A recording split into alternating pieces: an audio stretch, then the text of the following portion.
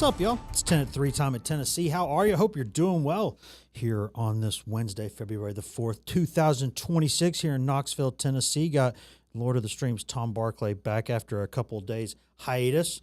Yeah, he was allowed back in the building. They allowed me back in, thankfully. We tried to change the locks. I mean, they did. It was a little bit difficult. I had to sneak in through one of the windows, but otherwise it was pretty. Other than that, though, it's going pretty well because we do have Ms. Emily Ray Cochran in here today. Woohoo! Emily, how are you today? I'm great. I was just saying that I feel like every time I do this podcast, we've got Tom. Yeah, I guess, again, we tried to I'm change the harbinger locks. of Emily. I love you, Tom. But I love my girl Ainsley too, and I'm a little jealous when We'll make sure to schedule that out one day, Yeah. so Ainsley's in here Well, for you. I mean, but I love you. It's okay. Well, thank it's you. okay. You're loved too. Everyone is loved. Everybody love everybody. That's how we roll here.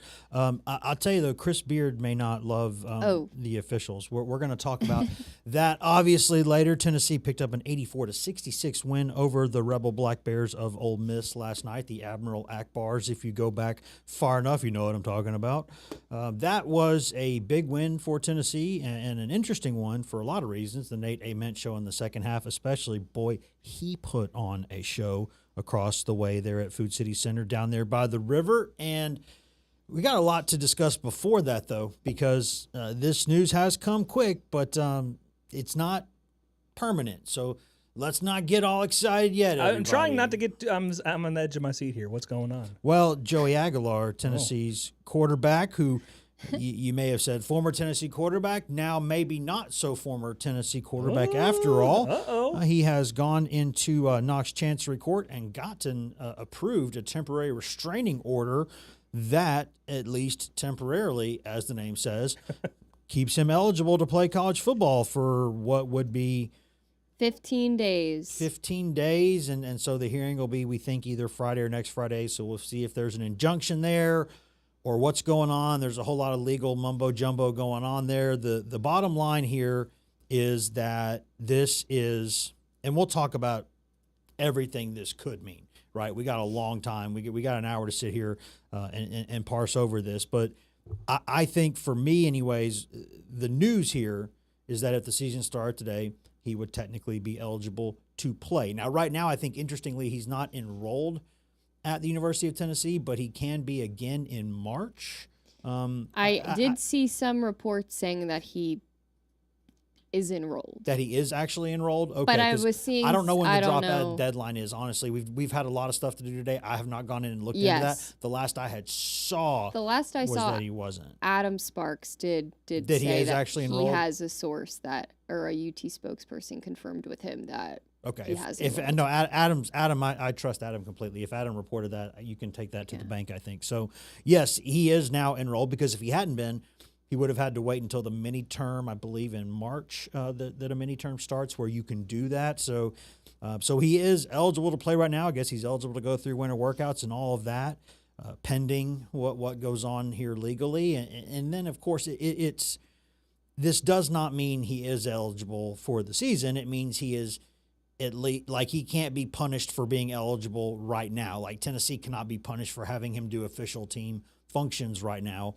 And the reason you're saying, where's the urgency on this? Well, the urgency, at least according to, and I understand why, according to Aguilar's representatives, is that you got to make a decision on the NFL draft pretty soon, whether, if you're going to stay in that thing and go work out for that, which means you may go to Florida or California or somewhere and start working out, probably California in his case since he's from there, and go work out, or you stay in school and get going with your new Tennessee teammates, right? Some of your old Tennessee teammates as well. But it's really complicated, Emily, and I have thoughts on this they're all over the place. But I'll cut to the chase immediately and say, to the extent that my opinion has value, which again, maybe it does, maybe it doesn't, it probably doesn't, I don't think he should be eligible to play. With that said, I don't think Diego Pavia should have been eligible to play last year, or Miles Kitzelman. I don't think Charles Bediako should be playing for Alabama right now. Yeah. But we'll separate the Bediako thing, because this is more Pavia related, because it's more apples and apples there. Yeah. The argument there is that, and it's an understandable legal argument, and I do not blame, I've said this from the beginning, I don't blame Joey Aguilar for doing this. I don't blame Pavia. I don't blame Bediako. I don't blame the basketball player trying to say even though he played 10 NBA games, he can come back and play college ball. I don't blame anybody here for trying. People say, go get a job. Why don't you just go get a real job? Well, you know what? The way college athletes are paid right now, by gosh, that is a job, and it's a high-paying job. So, yes, you can take that argument and shove it, in my opinion. But I think my problem with all of this is where it stops and who it's impacting, because what may be fair or unfair to Aguilar, and it's a fair argument that with the way NIL is structured these days, it is significantly financially problematic for guys who didn't have the opportunity to play all 4 NCAA Division I years, right, or NCAA years. And so that's a valid argument. And also, you could argue that you get your 4 years and the financial benefits of it too. My problem is beyond that, and we'll talk about this more in a little bit. I just think there's no way this story ends if it goes this path without a lot of 18 to 21-year-old athletes getting shafted down the road. That's my huge concern. It's not just about the here and now, it's about the later also in the big picture. And when you talk about what's fair or unfair to Joey Aguilar or to Diego Pavia, you're talking about a relatively small number of people versus the number of people this could be very, very bad for down the road, and the number of people that could be. So there's 2 different arguments here, right? One of them is what this means for Tennessee. It's good news for Tennessee. If you're Tennessee, you want Joey Aguilar to be your quarterback next season because of those are your options. And if you're Joey Aguilar, you want to play college football next season. Yeah. And so that we can go first and foremost with, regardless of how anybody feels about it. If he's able to play for Tennessee, I think that obviously changes the outlook for next season. Absolutely. If I'm a Tennessee fan, I wouldn't want it any other way. I don't think there are Tennessee fans out there who wouldn't want this to work in favor of Joey Aguilar against the NCAA. And yeah, I mean, Tennessee wasn't able to pick up a transfer quarterback from the portal. So they were kind of, Hey, Ryan Staub's sitting here catching strays. I'm so sorry. He is who he is. He's not a known starter. But yeah, exactly. But yeah, so, Tennessee fans were, we're going to ride with George McIntyre, we're going to ride with Faison, see what we can do. But obviously, if there is a case where we can get Joey Aguilar back in on the roster and playing and starting for us for one more season, then absolutely they're going to take that. But you did mention, a bunch of other stuff about whether or not they should or should not be able to receive the eligibility, and totally, you mentioned Charles Bediako as well. I think 2 very different case scenarios. Yeah, this is more like the Pavia. For sure. Yeah. But yeah, I think the biggest difference there is obviously Joey had never had an opportunity at the pro levels yet. But yeah, I do understand where you're coming from with the timing of things too. They need to jump on this very quickly. It needs to be this Friday, next Friday. I mean, I'm sure his representatives are pushing for a sooner date to finalize all of this and figure it all out because, yeah, I mean, if he's not going to be able to play at Tennessee, then he needs to look towards the future and make those cutoffs for the NFL draft and all those things as well. And I think there's so many layers to this cake here. I think you have to separate the Aguilar story from the fairness of it. You can just look at specifically for Joey Aguilar. It is, again, a continuation of what could be a potential fairy tale story of a guy who is a JUCO walk-on to begin his career. Then the COVID thing happens, and he's not even the starter as a walk-on JUCO player, and he's about to quit football and go become a firefighter, right? Which, again, you talk about firefighter in California, that's some cowboy stuff. You talk about a risky job. Seriously, thank you for the service for the people who do that, because that is a job.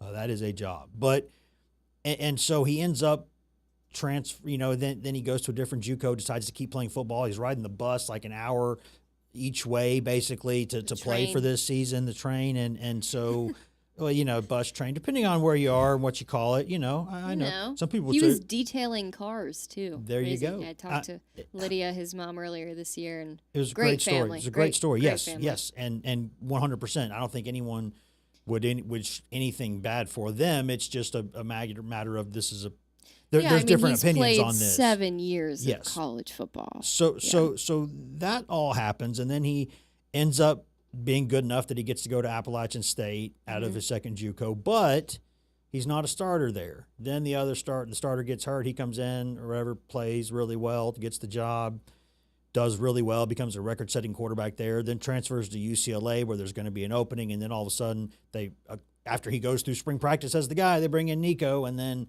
he's like, well, what am I supposed to do here? So Tennessee's like, well, we got a spot, and then he comes over, learns the offense in like 3 seconds, and puts together a pretty good season for Tennessee, all things considered. And so it is a great story, and I don't think anyone out there would be wishing any ill will on him whatsoever. If the best case scenario for Tennessee is Joey Aguilar being his quarterback next season, at least going into it. I think that I don't know how you could maybe disagree with that. You could say there's stuff in the run game, when to pull, when not to. There's things Aguilar's got to improve.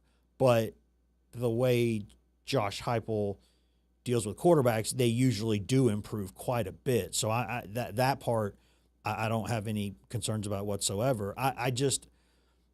My issue here, it's not even necessarily that there's an argument to be made that if you're a Tennessee fan, should you feel any sort of guilt about this? No, and I'll tell you why. The whole when you're a kid and, if everybody else is doing it, so will you. Not a great argument that a parent or a teacher ever wants to hear, but this is a deal where Tennessee's trying to compete for championships, and they're competing against people who last season, a quarterback who drugged them up and down their own stadium and bloodied their noses and beat them to a pulp in their own yard, was someone who was taking advantage of this opportunity. So, yes, you could say Tennessee has already been, victimized isn't the right word, but like Tennessee's taken the business end of this. So if they want to now deliver the business end of this, okay, I'm not going to sit here and say that's right or wrong. That's just people doing what they like. Tennessee is in the business of winning football games. Josh Heupel's in the business of winning football games, and call it what it is. And there are repercussions for coaches and athletic directors and administrators and players if they don't win. So they should do everything they can within the rules as they exist to win games. But you have to look at the big picture, I think, here too. And that's where, and you say, why does this matter? Well, you're talking about completely changing the fabric of the way college sports are run, because if JUCO seasons don't count, I'm not, again, we don't have a crystal ball here, but it's not hard to get from point A to point Z on this, where what happens is there will now be players who would be Power 5 players or Power 4 players who now become Group of 4 players. There will be Group of 4 players who now become, FCS players. There will now be FCS players who become Division II players. There will now be Division II players who become Division III players, and there will be Division III players who cannot play college football. And the reason that would be happening is because everybody who is not an absolute Power 4 is going to be trying to get older guys like Indiana has done to go out there and beat you. And what's going to happen is then eventually this is just a farm system where you go to JUCO as single A, and then wherever program you can go to next to, that's double A. Then you can go to Group of 5, and that's triple A. Then you can go, and so you're developing a professional system. And what's going to happen there is you'll have a bunch of 18 to 21-year-olds who aren't going to be able to play college football unless they go to JUCO, which, again, with no disrespect, my mom was a junior college dean. A junior college education is fine. There's nothing wrong with it. But there will be people who will be starting their academic careers at places where they could be at better schools. And so this affects everything. and you are completely ripping up the fabric of what college sports is. And that's why I say, is this fair to Joey Aguilar? That's one thing. Is this fair to Diego Pavia? That's over here. How about everyone else who's going to play this sport for the next 50, 100, 200 years? That's where, again, I don't blame Tennessee for trying this. I don't blame Aguilar for trying this. And I'm not going to sit here and say any of them are bad or wrong or anything for doing it. But, and I hope that legally people are very careful with this, because you are going to be setting a precedent, and the tentacles of it could be really, really bad for college sports. Really bad. Yeah. Remember how the other day we were talking about Charles Bediaku being the guinea pig of all of this? I guess that wouldn't really work here, because there's... Well, Pavia was the guinea pig, I guess. Yeah, I guess that and he was a the Heisman case. finalist Yeah. at Vanderbilt. Yeah, so I feel like the ripple effect of this is already kind of out there, though, because it's not... Because they've already made exceptions for one player, right? So, and then all of these other college football players are on this case, right? So do you know where I'm getting at with this? So, I don't think that allowing Joey Aguilar to have an extra year will necessarily stop it. No, it won't. But and this is obviously, this would be a state ruling too, which then would have to be impacted across the country. And so there's precedent. So it probably would be, if we're being honest. But you've already seen in the first year of some of these changes, a quarterback at Vanderbilt almost wins the Heisman. And he doesn't win it because of a quarterback at Indiana who was almost as old as him. And Indiana, which, as we all know, historically, the worst program in FBS football. Look it up. Historically, the worst until this season, the losingest. Northwestern passed them. Congratulations, Northwestern. You are now the biggest loser. But it's that team was the oldest team out there. And it was older than everybody else that played. And it physically beat up on younger players, and it won a title. That's not to take anything away from Pavia or Vanderbilt or Mendoza or Indiana or Cignetti or anybody like that. They did not break rules, as we know. But look at Vanderbilt, look at Indiana, and if you can't put all that together and say this is what this is already doing to college football, yeah, you're out of your stinking mind. I mean, we don't even have to look at 10, 20, 30, 40 years down the road yet. Look at what just happened. Yeah, well, I think that's all. I mean, like you said, Tennessee's going to take advantage of it like any other school would in that case. So, but yeah, I mean, there's a difference between, us not agreeing with it and it already happening. Sure. I don't think there's a world in which we go back in time and transition all of that and go back to the way things used to be. I think it's permanently going to be not. Maybe there are boundaries and cutoffs we can enforce legally to not be so wishy-washy with different players and individual cases and things like that. But yeah, I don't know. I just think it's definitely a good sign. And there's, like you said, two ways to look at it. Good sign for Tennessee, really good sign for fans who want to see Joey Aguilar put on an orange and white uniform again. But yeah, it's definitely, I mean, he's played seven seasons of college football. And the biggest argument in the grand scheme of things is that he's only played 3 NCAA college football seasons. So he does have, the standard is 4 with the window being 5. So I don't know. I think that there is definitely a case for him to be made, but only because of, the reason Diego Pavia had.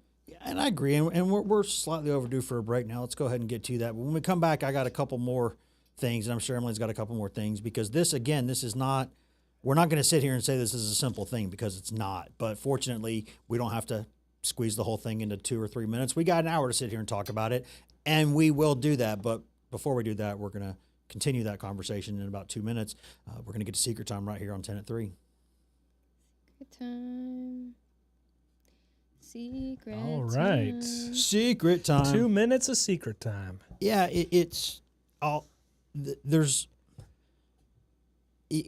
everybody knows this. I mean, I think I said this when we first started doing the show, that my biggest concern in coming to this format was trying to take nuanced discussion and distill it into, 30 seconds here, a couple minutes here, there. And so I'm so glad that we have this show every day, because I think it just, both things are important. You have to be able to distill it for a couple minutes to get the point across to like the broad spectrum of people. Yeah. You got to bring You people have to into bring the the conversation. news. Yeah, Yes. bring them into the conversation. What's going on there? Tell them the news too. And then you filter them in to like, okay, if you want to, and that's why I'm glad we're doing all the other stuff on all the other shows today. Like, hey, by the way, we're talking about this more on here because we can have more of a detailed conversation on it here, because there is no way to sit here and say, this is right, this is wrong, this is that.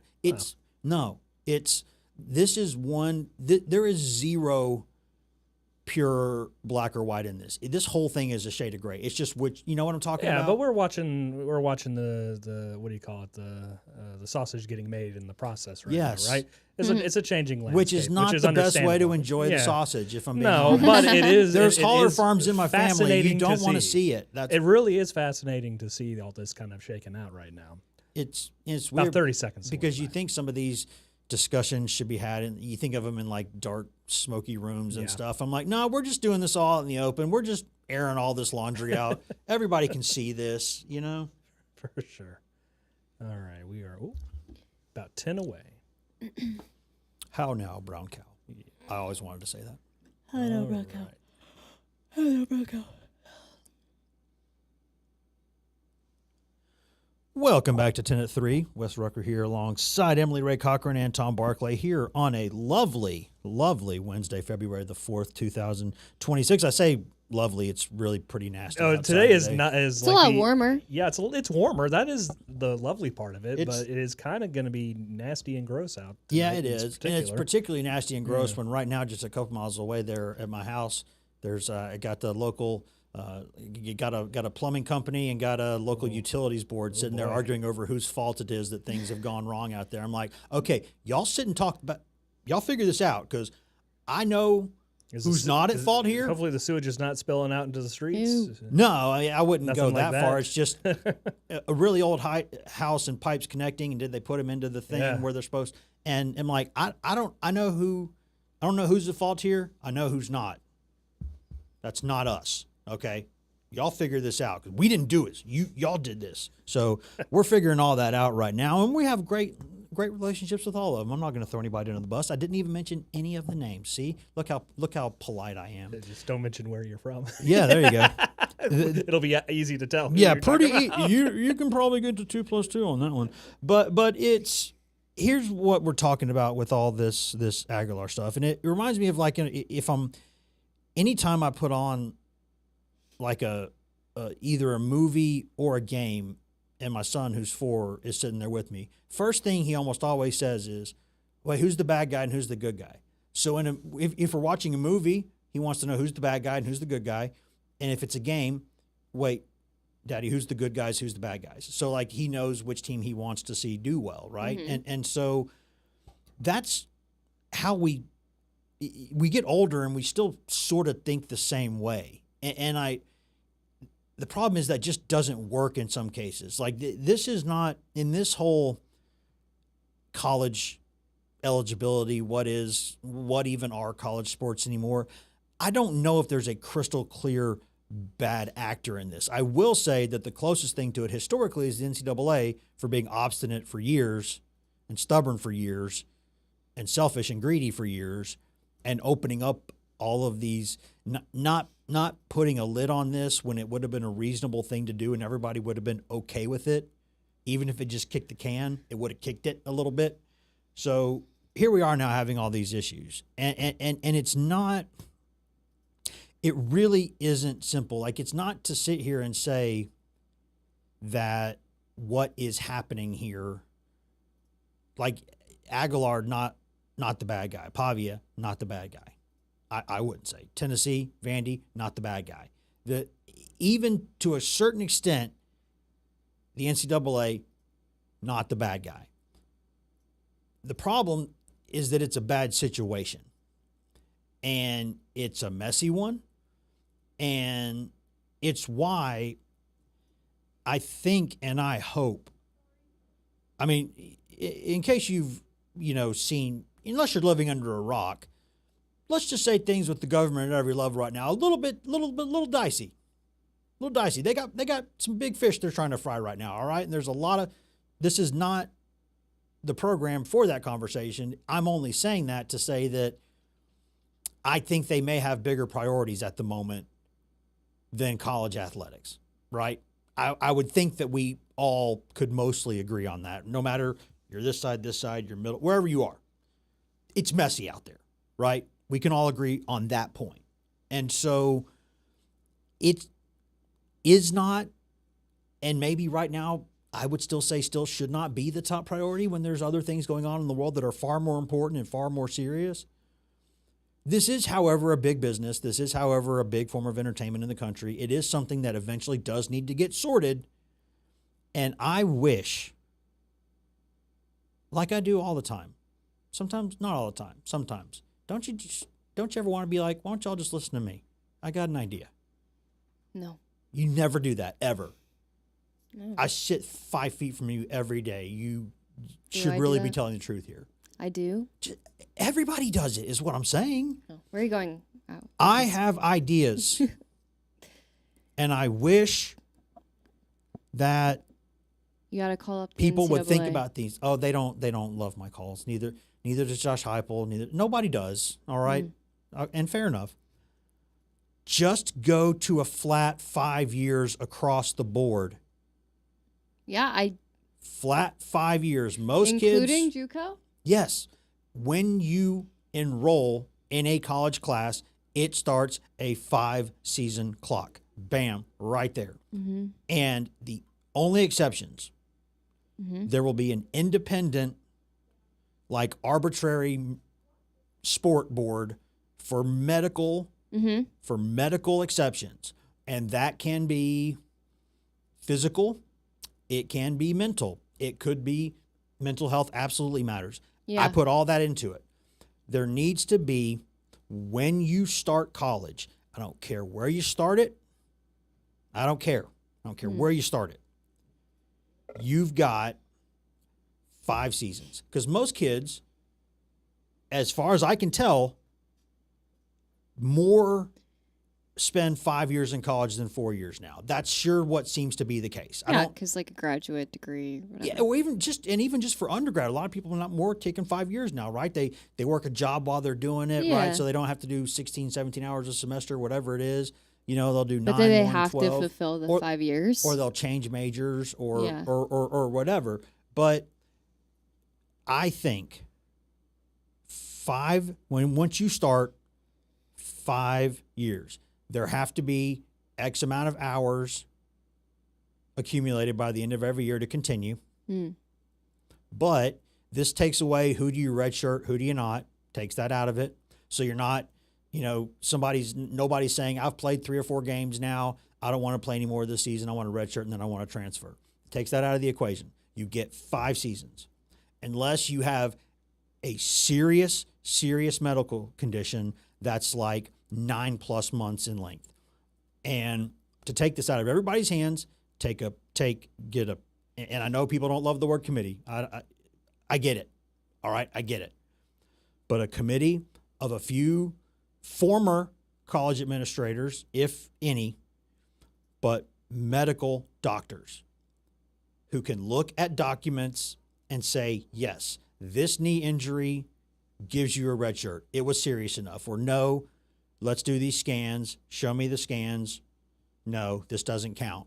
Like, I'm sorry you had a cold for 2 weeks. You don't get to redshirt, Or someone who says, this is enough of a mental health problem. I was going to say, but you have to have somebody who clears this. And there is no perfect way around this. But I think, because you get to then, okay, what happens with like, LDS service? And I admit that's a tough one, because then could someone be like, okay, we've started a new religion and we do 2-year things too. And it's like, are you really one? Like, so the whole thing, there is no neat and proper way to do this, because you're going to make an exception for LDS athletes because that exception's always been made. But then you open up other kind of loopholes to, okay, Peace Corps or service of any kind, right? Where do you start drawing lines on this stuff? I'm trying to get as quickly as we can to a place where across the country at a federal level, these are the rules. And by the way, once you turn pro, you are done. Full stop, you are done. Now, that loophole leads to, what about people who come from other countries? Because they have club models, right? They don't have sports in the way we have them in this country. They're different. If you're a really good young Spanish basketball player, you're not playing for, Madrid High School. You're playing for Real Madrid, or you're playing for one of those clubs there. So you're not really a pro, but you kind of are, but you're not. And that is a thorny issue. But I would say that their model over there is pretty similar to what we do now with prep academies with sports and with travel ball stuff. I think I'm on board. I think that's fair. Now, what you don't want is a situation where, look at like college soccer, where so many players now are 24 to 25-year-olds who came from Europe and are older and have played pro ball. I get it, right? There is no perfect answer here. But I think, Emily, just once you start, 5 years. Do whatever you want with them. Go wherever you want, whatever. You get 5 of them. I don't hate it. I just think that even if you were to reset everything, things would pop up regardless. I think that you could lay out as many case scenarios as you possibly can, reset it to 5 years, but there's always going to be people coming up with new things, which is fine. I don't think they're ever going to be able to get rid of that. And I think there is a way in which there can be certain boundaries built and lines drawn to work towards better outcomes. And just like I don't know. There's this whole entire conversation is like exhausting, if I'm being so honest. I hate, people are like, I love the whole stick to sports people, because I'm like, is this sports? I just hate our eligibility discussions really sports? Like, where are we drawing the lines on this? But until this does get sorted, we can't get back to business as usual, because there is no usual. So, you know what? If it's worth doing tomorrow, it's worth doing today. And I know I just said that the government's got bigger problems right now, and it does. But as soon as we can get to a place, if we can, knock on wood, to where things are sort of kind of normal again, this has got to get fixed, because there have to be some sort of rules. And like, 'cause if you don't tell somebody how, like, if you were to say, you can have a 94-foot basketball court, but you can have a 47-foot one. You can have a 300-foot basketball court. You can have a court that's 300 feet wide. No, like, there have to be some sort of rules here on what is what. And the tricky part too is, you would think that there would already be, I'm going back to the Bediaku case again, because that was just like the most outlandish thing ever. You would think that would already be a rule. It was like you would think that if you go pro, can't come back. Pretty red line. Pretty so clear red line. That's why it's just, oh my goodness, it's so exhausting. And I do think that the whole redshirting thing, that didn't used to be a thing. What, like 7 years ago, or it was before COVID, right? I don't think. Well, you could you've always been able to redshirt, but the rules on who was eligible and who wasn't, those have changed over the years and become a little more open-ended. Redshirting rules should be a little bit stricter. I think they should do away with them. And that's my argument. Just do away with them. Unless it is a clear, call it something else. But you have to go through a board. Could you redshirt as many times as you want if you have multiple injuries, or no? If they, each and every one of them, is consistent to like that whatever 9-month window or whatever it is, the length of a season. Okay. And or call it 6, 7, 8, whatever you call it. It's got to be something. Yeah. It can't be like I broke a nail. Yeah. I had a cold. I had For a sure. tooth pulled. And so I can't Flu-like play. symptoms. So that flu-like symptoms. Flu-like symptoms. I know I also got arrested, but we'll call it flu-like symptoms. I was sick when I was in jail. I mean, it's. I just think this doesn't even touch on like how often you can transfer. Which, if I had my way, I would say, you get those 5 years. You get one free, no questions asked transfer. You only get a second one if your coach is fired or if you graduate. Then you get another free one because that incentivizes degrees, which I'm all about because that is what this used to be about. Yeah. So, get an education, guys. At some point, the ball's going to stop bouncing. You're going to have to do something else with your life eventually. Mm-hmm. Maybe not now. Who knows? But I just think there are common sense possibilities out there where we can say, okay, we're going to give you some wiggle room here, but here are red lines. Mm-hmm. These are very clear. This is when the clock starts. This is when it stops. Mm-hmm. Then we'll figure out the middle. But there's got to be a basic understanding. And I don't blame you. Talk about NIL causing all this. I don't buy that at all because that money's always been here. Now the players are just getting a chunk of it. And hey, fair's fair. You had a chance to make this easier on yourselves and you didn't take advantage of it. Now you're reaping the whirlwind of that. I separate the eligibility and then I don't super glue those things together. I think they are, I guess, sort of quasi-related, tangentially related. They're not apples and motor oil, right? Like they're somewhat similar things, but there's the money is not for me the entire. It is who can play this sport, who cannot, and should there be a lot of people in their mid-20s playing college sports? No, there should not be. Let's all agree on that. There should not be a bunch of people like 24, 25, 26, 27 years old playing college sports. That should not, anything you put on a board where that's the answer, you've done something wrong. Like, I don't know where you went wrong, but you went wrong because you're telling me you're doing the whole Goodwill Hunting thing on the board there, and then you're putting something at the end, and I'm like, yeah, redo this because however you got to this, you did it wrong. Something is wrong here. Mm-hmm. So let's figure out what are the most basic things. What are the most basic things? Yeah, you I should don't not think be anybody would 25, disagree 26 years with old that. playing college sports. Yeah. That's not what it is. Mm-hmm. Yeah, and right now it's those players who are of that age, and hopefully we can wrap up this conversation soon, unless you have a lot more. No, and it's the last point because we got to go to break anyway, and then we'll come back and talk some fun stuff here. But I think.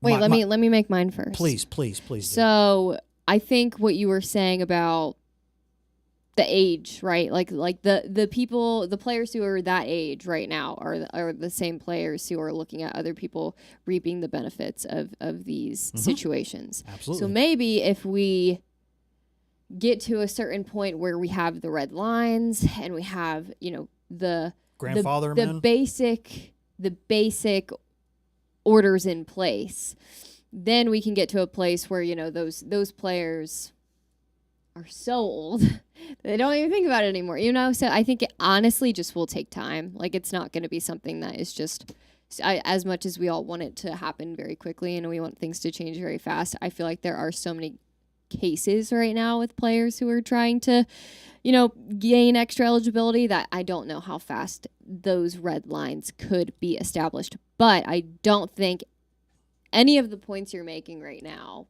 are bad. I think that they're valid, and I think most people would agree with them. This is how I'll end it. I'll say this: if you want to make an argument that the Pavias and Aguilars, that they did not know or NIL was what it was or wasn't, if you want to grandfather people in for a couple of years, okay, I'll take that. That's fine. But at some point, But they need to be weaned out. if you say junior college seasons do not count and will not count, you are staring down the barrel of a bunch of 25-year-olds and 26-year-olds in college sports. That is exactly what will happen. I can tell you that as sure as the sun will come up tomorrow, that will happen. And that has to be avoided. Again, I don't like dealing in absolutes. But if you can't see where that's going, Yeah. I think most people do see where that's going. that's exactly where that's going. People have an issue with it 1,000%. So, but I do agree. I do agree that I don't hate the 5-year cutoff, baby. Let's do it. Straightforward and simple. Straight from the heart. Yeah, 5 years or 25. 5 years or 25. Wes You turn Rucker 25. is going to make it happen. I was a little worried that your arm was Yeah. going to be long enough to make that high five happen. So What? Why do you got to do that? I was just saying, We just had a are we friends here? Can friends not be honest? I was just telling you I was concerned. That was all. But hey, concern was wrong. I was wrong. Let's talk about another concerning thing that happened last night. Yeah, that was Chris Beard had some concerns hold with the on. officials. It is 41, folks. Oh, what's that? We got to do secret time real quick. That's what I'm saying. Dang We it. got to step away, and then we'll have some we're secret gonna time, That was a good transition. and we'll have too. some fun with it. Be right back here on 10 at 3. All right. Yeah, there was no way, and I'm Wes, glad that we. That was an exhausting. We could- I mean, it was an honestly, I exhausting can't. topic because it's just I we could speak hate it. endlessly on this because every day it's like a new chapter in the story. There's keeps just popping so many up. layers to it. And it is. It's like the NCAA just My being the brain NCAA doesn't have on the this capacity one. to talk about it See, like but see, that. for me, it's like Yeah. it's like cleaning the bathroom, right? Yeah. Like you don't want to do it. I hate Yeah. I the don't want to do it, but bathroom. you know what? The sooner that it gets clean, the sooner we'll all have a clean Yeah, but bathroom we can enjoy. for Like sure. Yeah. that's I'm like I just want it. Rip off the Band-Aid. Let's But I figure don't this think out. people want to hear about it though. That's the other thing. They do, Like, but if you it's- talk about yeah. it the way that you're talking about it, I think people will enjoy it. Yeah, I to your honestly point, Emily, it's ha- like like, it's going my to take a thoughts are while. like, It will ugh. take years for this to kind of iron itself out, Totally. especially if we're dealing with court system stuff because that's Ainsley notoriously got us not this. fast. Because we're talking about the oh nice we're talking Ainsley got us this. we're talking about the the 90s famous the famous court case, and it was like what do you mean by the word is? Like they could sit there and have arguments all day on what the word is means. And then the disagreements between the different districts, as we've seen. Let's not go into it. It's just it's a lot. Get it to federal It's court. so Get it much. to federal Well, court. it is in federal court. No, That's the thing. It's well, it's the going through Aguilar district thing's in court. state court now. Yeah, I some are in think. state. Well, yeah, but the district level Did he courts send this there, to they him? move Yes. up in the Yes. system there. He Whatever. did. Let's just, you know what? There are 50 of these states and some territories. Let's all Yeah. have the same rules. Did you for send that. this to Elijah? All right, we got about Oh, the picture of- 25 seconds left. No, I just tagged him in it because I wanted him to sent see it it to when him. he. I was going to see how long it took him to find it. No, that's still good. How long did you say, Tom? We got about coming up here on 10 seconds here, so stand by. That gives me enough time to say I think this chair's still on the Robin Wilhoit setting. I'm feeling I pretty think low. it is, actually, because some folks are a little higher and lower than normal. Anyway, stand by 3. Welcome back to 10 at 3. Wes Rucker and Emily Ray Cochran and Tom Barclay here on a lovely. I say lovely. It's not lovely. On a Wednesday. Let me prove that here for a second. On a that doesn't Wednesday, look February particularly 4th. lovely. Yeah, how's that? How's that lovely for you? That's That's- Sleepy Hollow, Knoxville, It's Tennessee. foggy. Yeah, It's that's drizzling out there. like gonna a be, I think, wintry mix tonight. It's just, Happy Holler meets Sleepy Hollow is what we got Blech. going on in Knoxville today. There's quite a lot going on that we've discussed with the legal stuff, that we've had can going we- on. And can we shift the gears Let- there, let's- please? Tom's talk- like, I don't want to hear about Let's this talk a anymore. little ball. We got like 10 minutes left. Tom's like, this is the I 1 want- hour of non-news I Tom, get want during some the day. fun. Tom, just play the video. We don't even need to All right, you intro want to it. just go straight into it? Let's go straight All into right, last let's- night let's- with let's watch Ole it. Miss's head coach Chris Beard getting tossed last night. Just such fun. Gets the ball ripped away. And Beard's on the that will floor. be a tee. Oh, absolutely. He might get tossed. He's probably going to get tossed. Yeah, that's a technical Yeah. foul on Beard, and he's been thrown. Yeah. Well, he wants to be tossed. He knew exactly what he was doing. He's going back at him again. Or to his guys, I guess, for one last word. Nothing wrong with that.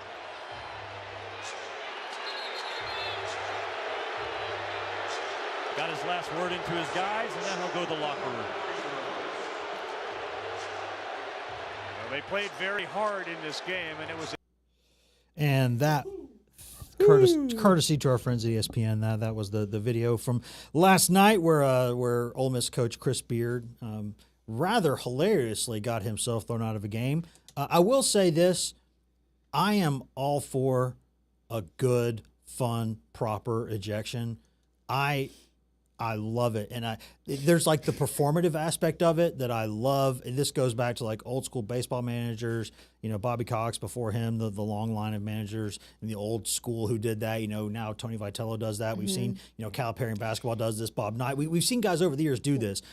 However, don't run under the court while the ball's in play. That's dangerous. That part I do not. He knew like. it was over when he did it. And I get, like, if you want to make a stand and you want to make a point, you're like, this isn't even about this game. Yeah, he ran into Jacoby. Yeah. I do not like. That's the only thing about this. Before we spend the rest of the time making fun of that, yeah, I will say. Do that during a timeout. Yeah. Do that during it when the ball's at least when the ball's out of bounds. Don't be running out there when the live actions happen. That's how guys get hurt. But that was one of the better meltdowns that I've ever seen. Now, number one all time without question, and I was so lucky to be there for it. Ron Wellman years ago. Ron Wellman YouTube. His ejection from a Chattanooga Lookouts game years ago, where he basically, he put on like a 5-minute display of kicking dirt, and then he crawled behind. He basically took the rosin bag and acted like it was a grenade, and he pulled it, and then he threw it like. I remember that part now. I was like trying to think what you're talking about. That and Kellen Winslow's It was a whole meltdown. Show. It was like watching theater on the field. Being able to see that and Kellen Winslow's ejection, both in or his I'm a Soldier meltdown, two of like the absolute highlights of my entire career. Those will be highlights of my entire life. I'm sorry to my family, but listen, hey, you weren't there, all right? I wasn't because I'm not old. That's true. You're not. Yeah. You're not. But thankfully, right? but that. I'm gonna try to get off. See if I can pick my dignity off the floor after that one. And whatever. That's what you get for talking about Hank. Okay. That's true. That's true. But I do think that the point of that.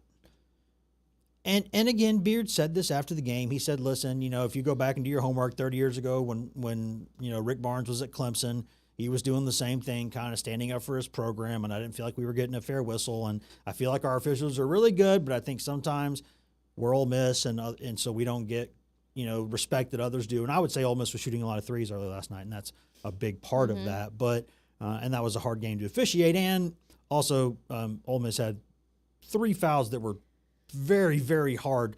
I only would call one of them dirty. That was the one to Bishop Boswell's mug. That one was a little. I should have brought that video. There was a little. That was extra. But the others were just some good old kind of classic hard basketball playoff fouls, I thought, and I have no problem with that. But that was a really, really fun meltdown. The running back at the end. Yeah, that was crazy. And I've had a lot of fun with this. The jog, not even like a fast sprint to the huddle. It was like a football coach coming. It was like a football coach coming onto the field with his players. He was like, "All right, if they're not chasing me by the middle of the court, then I'll be fine to go." But then he scared his team. Well, I love. They were scared of him. There were so many. They're like, great "Who the heck is touching me?" What happened? Wow. It was so funny. And he it was a jump scare. And he, because the as the officers are trained to do when someone gets ejected, they politely escort them off of the playing surface, right? That's when football, basketball, baseball, this is what you do. You make sure if they don't go immediately that you kind of go out there and say, hey, let's keep this from getting out of hand. Let's protect you and get you out of here, protect everybody else. Mm-hmm. But him swiping away at like, get your hands off me, and then going back in. That's what the little jog made me so confused, because he did the aggressive. So first he swung at the assistant coach, right? Ole Miss. Yes. He swung at his assistant coach. He gave him a little shrug, like, get off me. Get off me. And then he did the same thing to the security. And then he did his little prance over to the huddle. Yeah, it was. And then he picked it back up with categorized the, as a prance. Yeah, It was a little bit of a show horse fancy. moment there. Yeah. Yeah. He'll be in the Tennessee walking course competition next year. But I think it was almost like he was like, I left my Diet Coke back there. Hold on. Or like, Yeah, I forgot, exactly. I left my Zins back That's there. what- Let's yeah, go you're get right. it. Let's go to work. It's that kind of non-concerned jog that you do, you know? It was like, I left my stuff back there. Hang on. but shrugging off, it was just, and that's why I had a lot of Photoshop last night showing him getting kicked out of various bars around town. Because the picture, Wes if loves ChatGPT. if you see the picture, you will see that it looks 100% photo? like somebody's getting kicked out of a bar. That is 100% what it looks like. Did you do it? Did you Absolutely. Did you put it on your Twitter? I did last night, yes. Let me pull it up. I did that, Keep- and also, keep talking, I got and it. after you get to that, there's one I had with Elijah today too that I had Oh fun with. my God, we cannot show that. We have to. It's already out there on Twitter. I'm There going to it show it is. anyway. Well, there's Elijah. Oh, gosh. Oh, The Elijah one, Yeah. I had some fun with too, and because I was going through the photos and I was like, "Is that Elijah there?"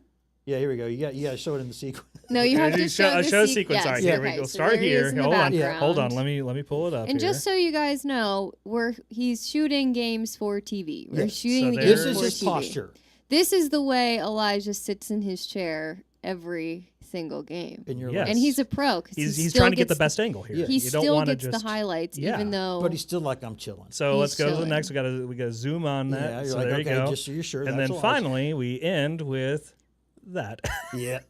which that doesn't look like Elijah. You know who where this is that? photo should Yeah, belong? who right is next this? to It the. looks like the recently departed actor from the Cosby Show, the Malcolm Jamal Oh, Warner. yeah, actually, A It little looks bit, like yeah. he A should be on a float with Rick Barnes. A You know little that bit. A little bit. the meme with, They got with Rick Barnes the in the pose right float. though. It was. I mean, they got the pose dead on, but the face they. I told you they some of the messed with faces the obscure. face. Some of the faces obscured. Yeah, That's not faces, the especially one when of trying to yours. get- I still Yeah. disagree with. We will disagree about that forever, and I'm sorry to point. I but already we will have- disagree forever. I already have people on my side about that. Did you find the Chris Beard one? That would have been from late last night. Late last night. All right, which I one do think we want Wes to use tweeted for like your? 300 times Which last of night. these? You You want have the, your the bowling squad tweet or do you want the bar tweet? This one. We'll do the bowling tweet first. Hold on, let me get that up too. So here's bowling. Or no, as a bar. I thought, sorry, it looked from the thumbnail that it was. Yeah. Oh, it's Cool Beans. Is that before he jogged to the huddle? That's That- him going that's- to the bar. that's Although what his that's what he eyes are goes looking back. a little odd. Yeah, I had him throw out a there. cool And beans, and then I had you got this one. then I had Jalen Carey getting Yeah. tossed out of Clancy's. And Oh my God. once again, Hey, Yeah, Jalen he's Carey's doing a sticking up for his teammates little always. wacky stuff there. That was, and hey, Jalen Carey. We have a couple more days to discuss that game, so we'll have. But right now, let's give the people what they want, which is breakdown of all of the shenanigans last night. Because Jalen Carey is a guy. If you have stood next to this guy, He's massive. there's like basketball player big, then there's football player big. Jalen Carey's dad played in the National Football League for years as an offensive tackle. That's what Jalen Carey's built like. That's 6'8", 270-ish. He's a defensive not lineman. fat at all. That's a defensive end is what he looks like. Yep. He looks like an edge player, and not like a jack or like a like he looks like a strong side defensive end. Like that's a big guy. He's so big. Like that's not like a jack. That's a strong side end, and Yeah. and it's or an offensive tackle even. That's what his dad was, and it's just he's the guy who Nate Ament said that. What was it? He was like, I learned this summer when I tried to dunk on Jalen Carey and I broke my wrist. He was like, you don't mess with the guy, and he said now having that guy at my back, oh, it's awesome. He goes, he's our bodyguard, he's our enforcer, and I was saying if for these Ole Miss guys and others. If you have stood next to Jalen Carey as a basketball player, not a football player, that's a fair fight. If you're a basketball guy, you stand next to him and say, I'll take some of that action. You're either really, really strong, really, really crazy, I guess we'll or see. really, really stupid. Those or all three, because that is the only and it was almost like the first time when Ament got fouled hard, he got in there like, nope.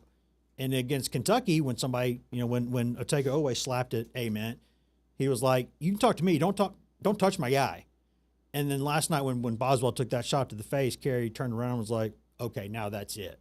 And they had to took a couple guys to pull him back, and even Rick Barnes was like, get your tail to the bench, basically. It was like and then Nate Ament in the huddle gave him a high five. Yeah, it was that. I'm just saying, of all the guys on that team, you give me one guy I don't want to fight. You're like, you have to fight somebody, but you can pick one you don't want to fight. Jalen Carey, number one, no question. Dwayne Brown is also. Dwayne Brown's a big guy, but Dwayne's also feels like he's a little more fun loving. You know, Jalen Carey seems like he would go from 0 to you're in trouble in a hurry. Yeah. Brown might be a little more patient. You know, Yeah. he's an Alabama country kid. Might be a little more patient. Did you mention where is Jalen Carey from? Florida. Did you mention the ending of the Kentucky game with him?